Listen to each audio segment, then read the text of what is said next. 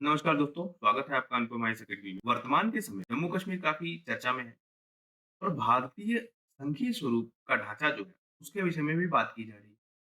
Exam के prospective से ये काफी इंपॉर्टेंट टॉपिक बन जाता है कि आप एक बार भारत का संघीय ढांचा देख लीजिए, कुछ राज्यों के लिए जो विशेष प्रावधान किए गए हैं, वो देख लीजिए, क्योंकि ये एक हॉट टॉपिक बना हुआ है, इसलिए यहाँ से क्वेश्चन आने की संभावना बढ़ जाती है।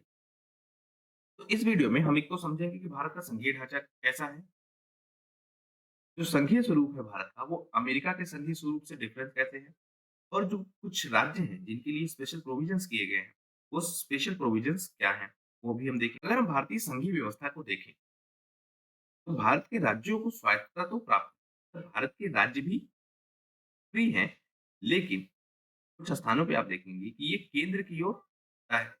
तो भारतीय संघीय व्यवस्था आपको कैसे मिलेगी? अर्ध संघीय व्यवस्था। भारत में आप देखेंगे कि आपकी संसदीय व्यवस्था है और संसद के 3 पार्ट हैं या 3 भाग हैं। एक तो आपका हो गया लोकसभा, दूसरा आपका हो गया राज्यसभा और तीसरा भाग कौन-सा है? राष्ट्रपति। फैक्ट आप याद रखिएगा, संसद के 3 भाग हैं, उसमें राष्ट्रपति भी एक अलग भाग है। लोकसभा एक भाग है और एक भाग राज्यसभा है। तो कुल मिला के 3 भाग हैं, ये आप ध्यान रखिएगा। तो भारत की जो संघीय व्यवस्था है, वो कौन-सी है? अर्धसंघीय व्यवस्था है। संविधान है, आपको पता है और संविधान में क्या है? अनुसूचियाँ हैं। अनुसूचियों में जो विषय दिए गए हैं, उसके हिसाब से अगर हम देखें, तो संविधान में ये तय किया गया है कि किसके पास कौन-सा अधिकार है। मतलब कौन किस विषय पे निर्णय लेगा, ये बात तय की गई है। राज्यों की व्यवस्था कैसी होगी, ये तय की गई है। केंद्र स्तर पे व्यवस्था कैसी होगी, ये तय किया गया है। संविधान में ओवरऑल ये व्यवस्था दी गई है कि राज्य कैसे चलेंगे, देश कैसे चलेगा, केंद्र स्तर पे काम कैसे होगा, राज्य स्तर पे काम कैसे होगा, जिला स्तर पे काम कैसे होगा। ये सारी व्यवस्था कहीं न कहीं दी गई है। संविधान की 7वीं अनुसूची में ये बताया गया है कि संघ, राज्य और समवर्ती सूचियाँ क्या हैं? मतलब ऐसे क्षेत्र जिन पे संघ काम करेगा या कहेंगे केंद्र काम करेगा, ऐसे विषय जिन पे राज्य काम करेगा या उसके अधिकार क्षेत्र में है, और ऐसे विषय जिन पे दोनों मिलके निर्णय लेंगे, राज्य और केंद्र दोनों, वो कहाँ है? समवर्ती सूची में। तो संविधान की जो 7वीं अनुसूची है, उसमें 3 सूचियाँ हैं, संघ सूची, राज्य सूची और समवर्ती सूची। इसमें ये डिसाइड किया गया है कि कौन-सा काम कौन करेगा? राज्य करेगा, संघ करेगा या दोनों मिलके करेंगे? इसमें एक फैक्ट आप याद रखिएगा कि मान लेते हैं अगर समवर्ती सूची में कोई ऐसा विषय है, जिस पे विवाद हो जाता है, या जिसपे सहमति नहीं बन पाती है, इसके प्रभाव को ज़्यादा देखा जाएगा या कौन ज़्यादा प्रभावी होगा, तो हम देखेंगे यहाँ केंद्र ज़्यादा प्रभावी हो जाएगा। मान लेते हैं कोई विषय है, उस विषय पे केंद्र और राज्य आपस में राज़ी नहीं है, उस विषय पे या उस समय किसका प्रभाव ज़्यादा होगा या किसकी बात को ज़्यादा माना जाएगा या किसके बनाए कानून ज़्यादा लागू होंगे, वो कौन होगा? केंद्र होगा। तो समवर्ती सूची के विषय में ज़्यादा शक्तिशाली कौन है? केंद्र है। केंद्र को खुद से शक्ति बनाने की अधिकार भी दिए गए हैं और राज्यों को अपने अधिकार भी दिए गए हैं। अगर हम राष्ट्रों की जो व्यवस्था देखें, एक तो आपकी संघीय व्यवस्था होती है, दूसरी आपकी एकात्मक व्यवस्था होती है। जब ये आपकी एकात्मक व्यवस्था है, तो सेंट्रल में जो गवर्नमेंट है या केंद्र में जो सरकार है, उसी के पास सारी शक्तियाँ होंगी। जब आप संघीय व्यवस्था देखेंगे, उसमें क्या होगा? शक्तियों का बँटवारा होगा, राज्य और केंद्र के मध्य में शक्तियों का बँटवारा हो जाएगा। भारत की जो संघीय व्यवस्था है, वो अमेरिका की संघीय व्यवस्था से कैसे अलग है? कि अमेरिका में आप देखेंगे, एक तो आपको दोहरी नागरिकता का सिद्धांत मिलेगा, मतलब जो व्यक्ति अमेरिका के किसी राज्य का नागरिक है, वो अमेरिका का नागरिक है, प्लस उसके पास उस राज्य की अलग से नागरिकता भी होगी। मतलब एक राज्य की नागरिकता, दूसरा संघ की नागरिकता। भारत में जो आपको व्यवस्था मिलेगी, वो क्या मिलेगी? सिंगल सिटीज़नशिप, एकल नागरिकता। उसके बाद आप कोर्ट की व्यवस्था देखेंगे। इनके राज्यों में अलग-अलग जो कोर्ट हैं, उनके अलग-अलग नियम कानून। अमेरिका के जो राज्य हैं, इन्होंने मिलके एक संघ बनाया है और इनको अलग होने का भी अधिकार है। भारत के राज्यों को अलग होने का अधिकार नहीं है। कुछ मामलों में जो अमेरिका की संघीय व्यवस्था है, उससे भारतीय संघीय व्यवस्था काफ़ी अलग है। सुप्रीम कोर्ट ने एसआर मुंबई मामले में ये बात बिल्कुल स्पष्ट की कि भारतीय संघीय व्यवस्था जो है, वो अमेरिका की संघीय व्यवस्था से अलग है। और आप उसको अमेरिका जैसी व्यवस्था से कंपैरिज़न करके मत देखिए, क्योंकि अमेरिका एक अलग देश है, भारत एक अलग देश है। वहाँ के लोग अलग हैं, सभ्यता अलग है, कल्चर अलग है, व्यवस्था अलग है, ज़रूरतें अलग हैं। हमारा देश अलग है, हमारे लोग अलग हैं, हमारी ज़रूरतें अलग हैं। तो हमने जो अपने हिसाब से नियम कानून बनाए हैं, हम उसके हिसाब से काम करेंगे। मतलब हमने संघीय व्यवस्था का जो स्वरूप बनाया है, हम उसके हिसाब से काम करेंगे। अमेरिका की संघीय व्यवस्था को हम भारत की संघीय व्यवस्था पे कहीं न कहीं ला देंगे नहीं।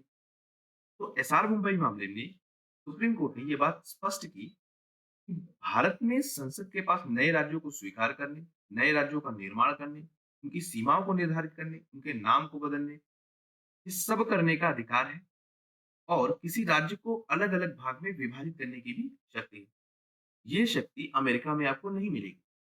मतलब राज्यों की इच्छा के बिना संघ ऐसा काम नहीं कर सकता है, लेकिन भारत में संसद को या कहें केंद्र को ये अधिकार है, कि वो ये सब कुछ कर सकता है। तो आपको केंद्र ज़्यादा शक्तिशाली दिखेगा और यहाँ तक इस पुनर्गठन के लिए राज्यों की सहमति की भी आवश्यकता नहीं है।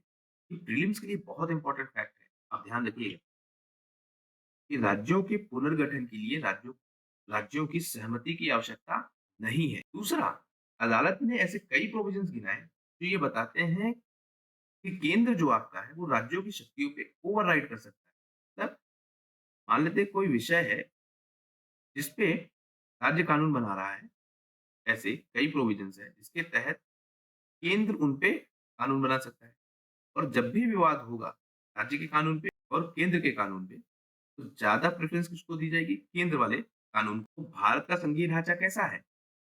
केंद्र की तरफ झुका हुआ या अर्ध संघीय ढांचा। अगर हम अमेरिकी संघवाद तथा भारतीय संघवाद में और मूलभूत अंतर देखें, तो एक तो आपका जैसे मैंने बताया कि कानून पे अंतर है।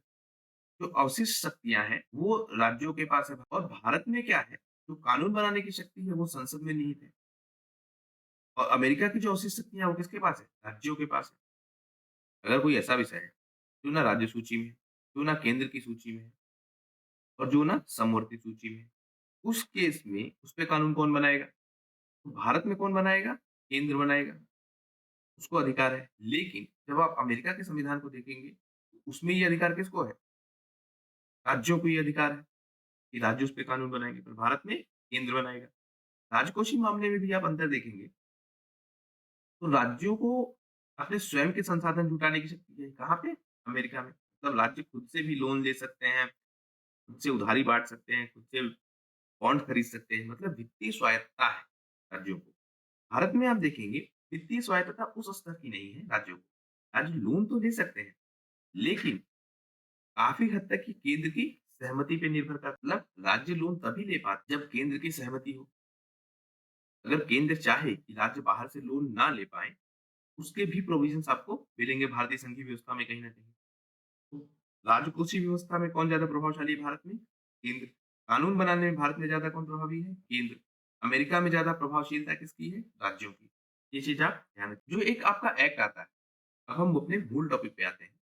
जो आपका एक एक्ट आता है द स्टेट रिऑर्गनाइजेशन एक्ट 1956।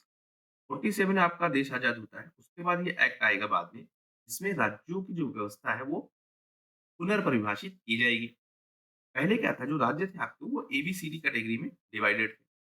जो कैटेगरी ए है उसमें कौन से राज्य थे जो पूर्ववर्ती प्रांत थे, जो पहले से ही प्रांत थे। पार्ट बी में आपको कौन मिलेगा जो रियासतें थी। पार्ट सी में आपको कौन मिलेगा? मुख्य आयुक्त प्रांत मिलेंगे। तो ये मुख्य आयुक्त प्रांत है इनको क्या किया गया? केंद्र शासित प्रदेश बना दिया गया। कुछ को विधायिका मिल गई और बाद में कुछ को राज्यों में अपग्रेड कर दिया गया। मतलब बाद में उनको राज्य मिल गया। तो पहले उनको केंद्र शासित प्रदेश बनाया गया, फिर उनको विधायिका दी गई और फिर बाद में उसको राज्य बना दिया गया। इसमें आपको कौन मिलेगा? हिमाचल प्रदेश, मणिपुर, त्रिपुरा, मिज़ोरम, अरुणाचल प्रदेश, गोवा। ये सब इसी श्रेणी के अंतर्गत आते हैं। तो भाग डी है आपका, उसके अंतर्गत आप देखेंगे एक लेफ्टिनेंट गवर्नर की नियुक्ति की जाती है, किसके द्वारा? केंद्र द्वारा और वही इन राज्यों को देखता है। तो प्रशासनिक व्यवस्था एक लेफ्टिनेंट गवर्नर द्वारा देखी जाती है। एक लेफ्टिनेंट गवर्नर द्वारा देखी जाती है। इस श्रेणी में जो भाग डी का श्रेणी है, इसमें आपको अंडमान और निकोबार सिर्फ मिलेगा। तो देखिए, एक आपका भाग ए हो गया, जो पहले से ही एक राज्य है या एक प्रांत के रूप में थे। एक वो हैं जो रियासतें थी, एक वो हैं जो पहले केंद्र शासित प्रदेश बनाए गए, बाद में उनको कहीं न कहीं राज्य बना दिया गया और चौथा भाग आपका कौन-सा है?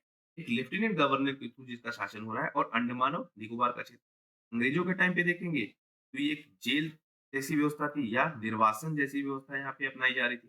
मतलब जिनको निर्वासित किया जाता था, उनको कहाँ भेज दिया था? अंडमान और निकोबार और यहीं पे आप देखेंगे सेलुलर जेल, वहाँ भेजा जाता है। दिल्ली और पुडुचेरी के विषय में अगर हम देखें, तो दोनों क्या हैं? एक तो दोनों केंद्र शासित प्रदेश हैं, देखिए इनमें क्या है विधानसभा मतलब दोनों केंद्र शासित प्रदेश है और दोनों में विधानसभा है। लेकिन इनमें भी आपको कुछ अंतर मिलेगा। जो पौंडुचेरी है उसके पास राज्य सूची या समवर्ती सूची में उल्लिखित किसी भी मामले पे विधायी शक्तियाँ प्राप्त दिल्ली में दिल्ली की सरकार है, उसको ये अधिकार थोड़ा कम दिए गए हैं क्योंकि दिल्ली राजधानी क्षेत्र भी है, ये भी आप ध्यान रखिएगा। उसके बाद आप देखेंगे कि जो पुडुचेरी है, उसकी सीमा किसी एक क्षेत्र विशेष में सीमित नहीं है। इसकी सीमा आप देखेंगे कराईकल तमिलनाडु में भी है, यानम देखेंगे आंध्र प्रदेश में भी है और माहे देखेंगे ये केरल में भी है। ये भी एक फैक्ट है, आपसे मैच कराने को पूछा जाएगा कि यानम कहाँ है, माहे कहाँ है और कराईकल कहाँ है। तो पौंडुचेरी का जो क्षेत्र है वो एक निश्चित क्षेत्र नहीं है बल्कि अलग-अलग राज्यों में स्थित है। मतलब एक सीमाबद्ध क्षेत्र नहीं है। यहीं दिल्ली आप देखेंगे तो दिल्ली आपको क्या मिलेगा? सीमाबद्ध क्षेत्र मिलेगा। मतलब किसी एक क्षेत्र विशेष में क्या है ये सीमित है। दिल्ली के क्षेत्र में आप देखेंगे 3 आपको अपवाद मिलेंगे। क्या? पुलिस, भूमि और सार्वजनिक व्यवस्था। ये किसके अंदर आएगा? ये कहीं न कहीं केंद्र सरकार के अंदर में आएगा। लेकिन आप पुडुचेरी के केस में देखेंगे तो ये व्यवस्था किसके अंदर आएगी? राज्य सरकार के अंदर आएगी। नॉर्मल राज्यों में भी आप देखेंगे जो पुलिस की व्यवस्था है, भूमि और सार्वजनिक व्यवस्था है, ये सारे किसके अंदर आते हैं? राज्यों के अंदर में आते हैं। लेकिन क्योंकि दिल्ली एक केंद्र शासित प्रदेश के साथ-साथ राजधानी क्षेत्र भी है, इसलिए जो यहाँ की पुलिस व्यवस्था है, जो भूमि और सार्वजनिक व्यवस्था है, ये सब किसके अंदर आएँगे? केंद्र के अंदर में। तो ये आपको अंतर मिलेगा। मतलब दोनों ही यूटी है, लेकिन विधानसभा के साथ है, फिर भी उनमें मूलभूत अंतर आपको मिल रहा है। बार-बार हम ये सुनते हैं कि आर्टिकल 370 है जो जम्मू-कश्मीर के विषय में कुछ स्पेशल प्रोविजंस करता था। लेकिन हम देखेंगे सिर्फ जम्मू-कश्मीर ही नहीं है, कुछ अन्य राज्य भी हैं जिनके लिए हमने स्पेशल प्रोविजंस किए हैं। हालाँकि हम ध्यान रखेंगे कि इन सब पे भी अस्थायी का टैग है। मतलब ये भी अस्थायी व्यवस्था है जिनको समय के साथ बदला जाना है, ये प्रोविजंस दिए गए हैं। हुआ क्या जब जम्मू-कश्मीर के विषय में जो बिल पेश हुए अभी संसद में, उन पे चर्चा हो रही थी, तो हमारे गृह मंत्री से पूछा गया कि अस्थायी व्यवस्था आप कह रहे हैं 370 को और उसके तहत इसको हटाया गया। तो क्या जो अन्य राज्य हैं जिनके लिए अस्थायी व्यवस्था अपनाई गई है, वो आपका कहाँ है आर्टिकल 371 में दिए गए हैं। क्या आप उनको भी समाप्त कर देंगे? क्योंकि आर्टिकल 370 क्या था? अस्थायी था और इसके विषय में कुछ ऐसा ही लिखा गया था कि ये अस्थायी है, संक्रमणकालीन है, उसकी एक विशेष प्रावधान के तहत बनाया गया है। तो लोगों ने पूछा कि क्या इस तरह से तो आप 371 को भी हटा देंगे? तो क्या आप उसको भी हटाने वाले हैं? वो भी बताइए संसद को। हालाँकि गृह मंत्री जी ने साफ-साफ मना कर दिया कि नहीं हमारा उसको हटाने का कोई इरादा नहीं है, वो व्यवस्था बनी रहेगी। लेकिन अब ये टॉपिक चर्चा में आ गया है। हम 371 को देख लेते हैं। तो मुख्यतः ये क्या करता है 11 राज्यों के लिए कुछ विशेष प्रावधान करता है। भारत में 11 राज्य हैं, तो इनको कुछ स्पेशल अधिकार मिले हुए हैं और इन राज्यों में आप एक अंतर और देखेंगे। कई जगहों पे आपको जो राष्ट्रपति है, वो राज्यपाल से कम शक्तिशाली दिखेगा।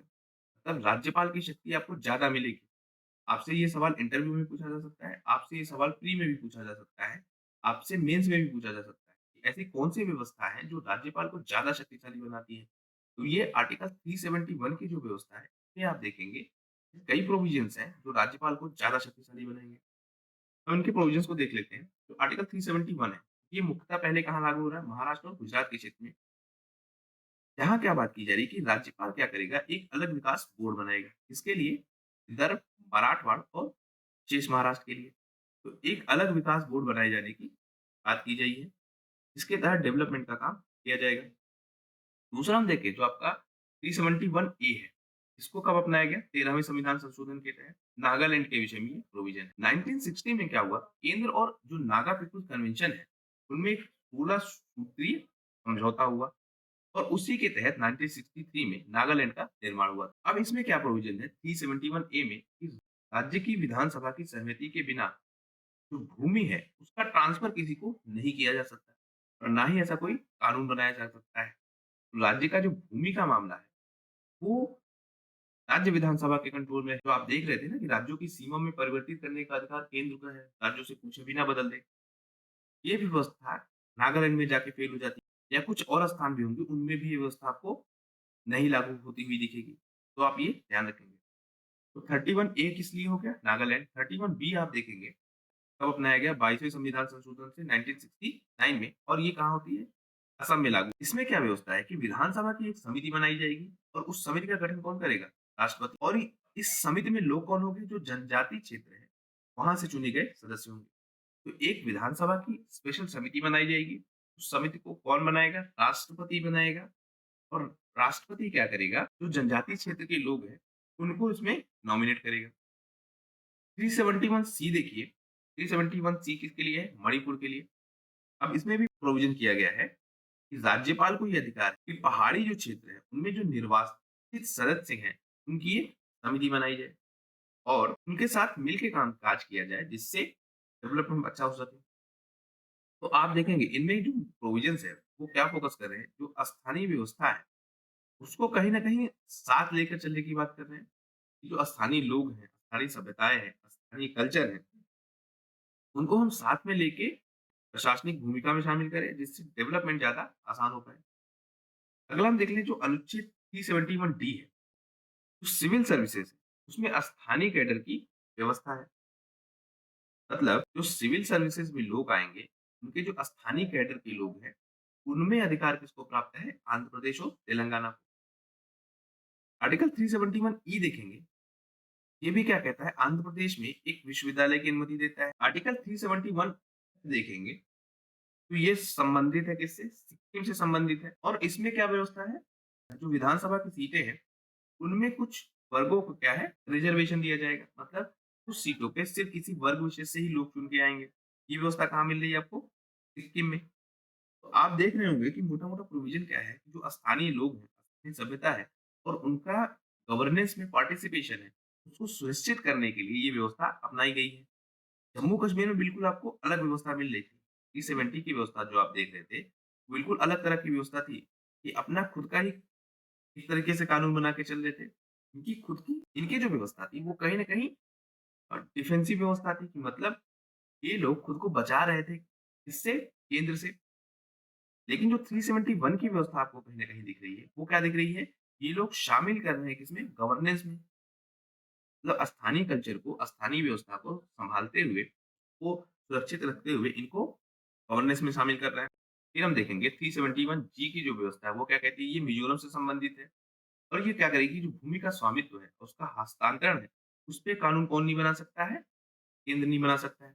और ये अधिकार किसको होगा? विधानसभा को। तो आपने 2 राज्यों में देख लिया, एक तो आपका हो गया नागालैंड, वहाँ पे भी ऐसी ही व्यवस्था थी, दूसरी आपकी व्यवस्था कहाँ मिल रही है? मिज़ोरम में, जहाँ पे भूमि केंद्र का विषय नहीं है, राज्य का विषय है। 371 एच देखेंगे, ये किससे संबंधित है? अरुणाचल प्रदेश से।